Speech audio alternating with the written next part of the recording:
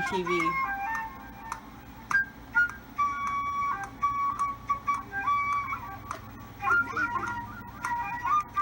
What the fucking celebrity? Just sitting in my living room. Oh, I gotta get a picture of that. Gotta get a picture of It's strange when people refer to me as a busker because I've been a musician all my life. Sometimes I would just play in the park, not for money, just to play for people.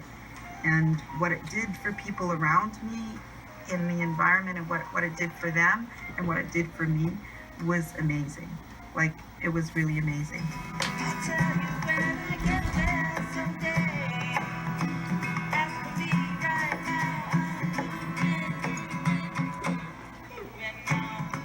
Well, I used to work in the corporate world, and even though it was in the music industry, it wasn't really suitable for me, and I got really burnt out, and so It was too hard.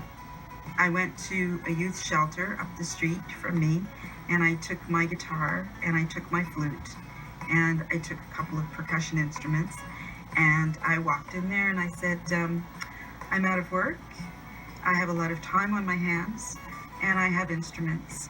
And if there's any kids who want to learn or play, I'm here. And as long as I could be there to help them, and I knew that I was doing something for them, that was actually helping me and healing me. One more time.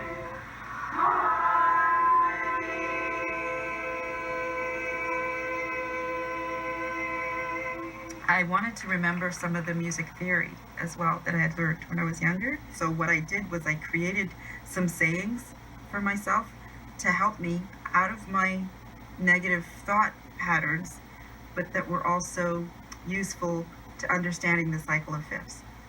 Everybody faces challenges. Giving up, we don't allow. So I used these as like mantras every day to just like get myself out of depression, but at the same time get myself back into learning the music theory. But during this time, something was happening to me. I was really changing, but I never really felt like, I can go back into the mainstream of the world again.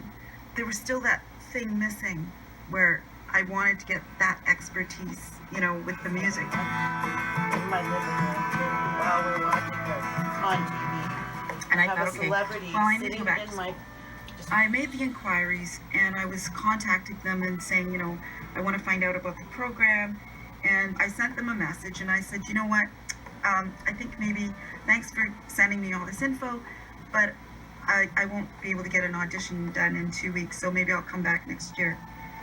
And then about a week later, I got a phone call from the head of the woodwind department. He basically said to me, you're almost as old as I am. You know you want to be in here. Get in here. How much time do you need? Now, you got to understand, a phone call like that, when you're really down and you're low and you're searching and you don't have the energy to do the paperwork, to apply for OSAP, to do all this stuff. I'm like, I was floored. I went, okay.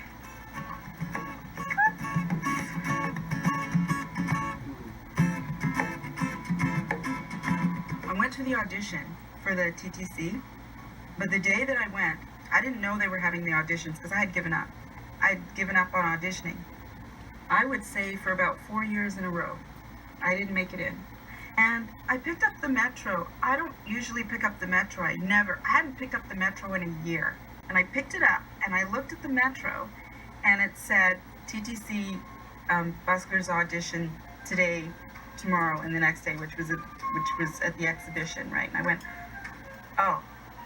And that's the only thing I read, and I went straight there. It seemed like everything I had done in the last 20 years, up until that point, it seemed to me like a failure. And boom, all of a sudden, okay, you're going back to school with the best of the best. You've got your TTC license, and now you can go in there and play legally. And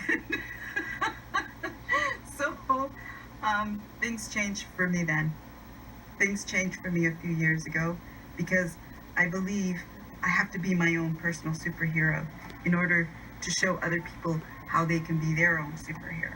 And you know, if there's one thing that I was given as a mission after all the years of feeling like a failure, and I was given this mission of being able to make people smile and to dance and for their eyes to light up and for them to suddenly feel something different, that's good enough for me.